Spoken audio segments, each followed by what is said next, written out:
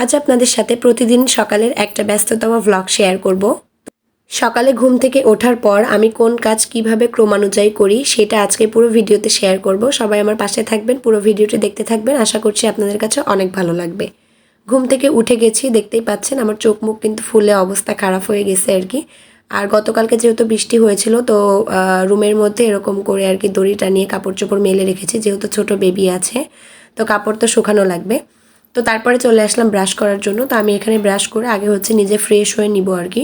Fresh হয়ে নেওয়ার পরে তারপরে বাকি কাজকর্মগুলো টুকটুক করে করব। তো এই যে হাত মুখ ধুয়ে নিয়েছি, নেওয়ার পরে এখন হচ্ছে আমি প্রথমে যাব হচ্ছে, ভেবেছিলাম আগে নাস্তা বানাতে যাব, পরে ভাবলাম যে যেহেতু ছেলেটাকে ও সকালে ঘুম থেকে উঠে আগে বলছে যে মাম্মি আমার বেশি খিদা লেগেছে, তো যার জন্য আমি হচ্ছে ফ্রেশ হওয়ার আগে ওকে একটু নুডলস রান্না করে খেতে দিয়েছি। তো ভাবলাম যে আমি হচ্ছে আমারটা একটু পরে করে খাই। তো আগে আমি সব কিছু, যেহেতু দুপুরে রান্নাবান্না করব, তো দুপুরে যা যা রান্না করব সব কিছু আগে ফ্রিজ থেকে বের করে আমি এরকম পানিতে ভিজিয়ে রাখছিলাম। তো আমি আদা রসুন জিরা যা কিছু আর কি মশলা সব কিছু হচ্ছে ওখানে ভিজিয়ে রেখেছি। আর এখানে হচ্ছে আজকে হাঁসের মাংস রান্না করব, যার জন্য হাঁসের মাংসটা বের করে আমি সুন্দর করে ভিজিয়ে রাখলাম। আর এখানে একটু দেখছিলাম যে আম পেকেছে কিনা, কারণ আম হচ্ছে প্রতিদিন 2-3টা করে পাকতেছে আর হচ্ছে খাওয়া হচ্ছে আর কি। এটাই ভালো আসলে, একসঙ্গে সবগুলো যদি পেকে যায় তাহলে খাওয়া আর কি সম্ভব হবে না। গতকালকে যে কাপড় ধুয়েছিলাম তো কিছু কাপড় তো আমি রুমেই হচ্ছে শুকাতে দিয়েছি, আর এইগুলা ছিল তো এইগুলো সকালে উঠে দেখলাম মাশাআল্লাহ অনেক রোদ উঠেছে, তো যার জন্য ছাদে চলে যাচ্ছি। আর এইখানে কিন্তু উপরতলাতে কাজ চলতেছে আর কি, 2টা ফ্ল্যাট হচ্ছে উপরে। তো আমরাও ইনশাল্লাহ উপরতলা কমপ্লিট হলে একটা ইউনিট উঠে পড়বো, চলে আসবো উপরে। তখন তো আপনাদের সাথে অবশ্যই ভ্লগ শেয়ার করব। আর এসে দেখি ছাদে অনেক রোদ, তো ভাবি দেখতেছি এখানে তার কাপড় চোপড় ধুয়ে মেলে দিয়েছে আর কি। তো আমিও চলে এসেছি আমার কাপড় চোপড় মেলে দেওয়ার জন্য। তো এখানে হচ্ছে আপনাদের ভাইয়ার লুঙ্গি, তারপর আমার ড্রেস আর কি ধুয়ে দিয়েছিলাম, সেইগুলাই আর কি হচ্ছে এখন মেলে দিতে এসেছি। ছাদে মোটামুটি ভালোই লাগছিল, রোদ হলেও মোটামুটি আজকে একটু বাতাস ছিল, তো ছাদে এসে ভালোই লাগতেছিল। তো ভাবলাম যে হচ্ছে রোদে হচ্ছে কাপড়গুলো শুকাতে দিয়ে যায়। তারপরে কিন্তু বেশ কিছুক্ষণ ছাদে একটু হাঁটাহাঁটিও করেছিলাম, যেটা আমি আর শ্যুট করিনি যেহেতু একটু বাতাস হচ্ছিল। তো নিচে চলে আসলাম, নিচে চলে আসার পরে এখন আমি চলে যাব ময়লাগুলো ফেলতে। তো ময়লা আমি হচ্ছে সুন্দর করে বাবুর ডাইপার, তারপরে আর কি মানে কালকে যা রান্না করেছিলাম মানে ময়লা ছিল তো সেইগুলো আর কি প্যাকেট করে আমি হচ্ছে ময়লার হচ্ছে বালতিতে ফেলে দিয়ে এসছি আর কি। আর আজকে ময়লাওয়ালা ময়লা নিয়ে যাইনি, এই জন্য এত পরিমাণ লোড হয়ে আছে। তো যাই হোক, এখন হচ্ছে আমি যাব, যেই হচ্ছে নাস্তা বানানোর কাজ করব। যেহেতু হচ্ছে অলরেডি এর মধ্যে আপনারা দেখতে পাচ্ছেন যে খুব তাড়াতাড়ি কাজগুলো হয়ে যাচ্ছে, কিন্তু এত তাড়াতাড়িও কাজগুলো হয় না। এগুলো আসলে করতেও সময় লাগে বা ওঠানামা করতেও সময় লাগে, এত দ্রুত হয় না। তো অলরেডি অনেক বেজে গেছে, তো এখন আমি যাব নাস্তা বানাতে। তো ভাবলাম ঝটপট কিছু একটা নাস্তা বানানো যাক। তো ভাবলাম যে হচ্ছে চাপড়ি বানিয়ে নিই, চাপড়ি বানাই আর চা বানাই। তো আমি এখানে কাঁচামরিচ পেঁয়াজ কেটে নিয়েছি, তারপরে আমি একটু একটু হচ্ছে লবণ আর একটু হলুদ গুঁড়া দিয়েছি, দিয়ে ওটাকে সুন্দর করে আমি চটকিয়ে মেখে নিয়েছি। এখন আমি এর মধ্যে দিয়ে দিচ্ছি আটা।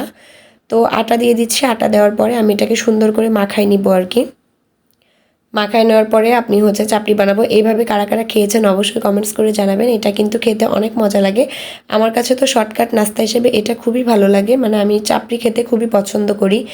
আর আমার নানি এই খাওয়াটা শিখিয়েছিল, আমার নানি যখন বেঁচে ছিল তখন আর কি আমার নানি প্রায় দিন এটা বানাতো। তো আসলেই খুব মজা লাগে এটা। এখন আমি তো প্রায় দিনই এটা বানাই, দেখা যাচ্ছে মাঝে মাঝে বিকালেও কিন্তু আমি নাস্তায় এটা বানাই খাই, তো ভালো লাগে আর কি। তো যাই হোক, আমি এখানে আটাটা দিয়ে একটু মাখিয়ে নিয়েছি, তারপর আমি এখানে পানি দিয়ে দিলাম। পানি দেওয়ার পরে আমি এটাকে খুব সুন্দরভাবে মাখিয়ে নিব আর কি। তারপরে মাখানোর পরে গ্রেভিটা একটু ঘন, মানে একদম পাতলাও হবে না আবার একদম ঘনও হবে না, এই যে ঠিক এরকম হবে, মানে এরকম হলে চাপড়িটা সুন্দর হয় আর কি। আর এখানে হলুদ গুঁড়া দিলেও হয় না দিলেও হয়, কিন্তু আমার হাজব্যান্ড আবার হলুদ গুঁড়া দিলে কালারটা একটু সুন্দর লাগে, সে পছন্দ করে, যার জন্য দিয়েছি। তো এখন আমি এক এক করে চাপড়িগুলো ভেজে নিব। তো আমি ফ্রাই প্যানে চাপড়িগুলো ভাজি, রুটির তাওয়াতেও ভাজা যায়, মানে দুইটাই সুন্দর হয়। তো আমি যেহেতু ফ্রাই প্যানেই করি এই জন্য ফ্রাই প্যানে নিলাম। তো চাপড়িগুলো ভাজার আগে আমি হচ্ছে আবার একটু আম খেয়ে নিব আর কি। আম দেখছি যে 3টা আম পেকে গেছে, তো 3টা আম কাটা হয়েছিল, তো তার মধ্যে আমি কিছু অংশ খেয়েছি আর আপনাদের ভাইয়া খেয়েছে আর কি। তো এখানে আমি একটা একটা করে চাপড়িগুলো ভেজে নিচ্ছি। তো চাপড়ির সঙ্গে আমি চা খাবো, আর রুটি হোক পরোটা হোক চাপড়ি হোক যাই হোক না কেন, বিস্কিট হোক, চা দিয়ে খেলেই মানে আমার তৃপ্তি, এই আর কি। তো আমি দুধ চা বানাচ্ছি এখানে একটু, আর চা যেহেতু আমি একাই খাবো এই জন্য এখানে যেহেতু 1 কাপ চা বানাবো এই জন্য দুধের পরিমাণটাও কম নিয়েছি, 1 কাপই নিয়েছি। আর এইখানে একটা একটা করে আমি চাপড়ি ভেজে নিচ্ছি, এপাশ ওপাশ উল্টে একটু তেল দিয়েছি, তেল দিয়ে ভেজে নিচ্ছি। আর এইখানে দুধে বলক চলে এসেছে। এখন হচ্ছে আমি এখানে চা পাতাটা দিয়ে দিব আর কি। চা পাতা চিনি দিয়ে নিব আর দিয়ে দুধটা কিন্তু আমি আরও অর্ধেক করে ফেলবো আর কি, তাহলে দুধ চা খেতে ভালো লাগে। দুধের পরিমাণটা একটু বেশি দিয়ে পরে চা পাতা চিনি দিয়ে জাল করলে দুধ চাটা খেতে আরও বেশি মজা হয় আর কি।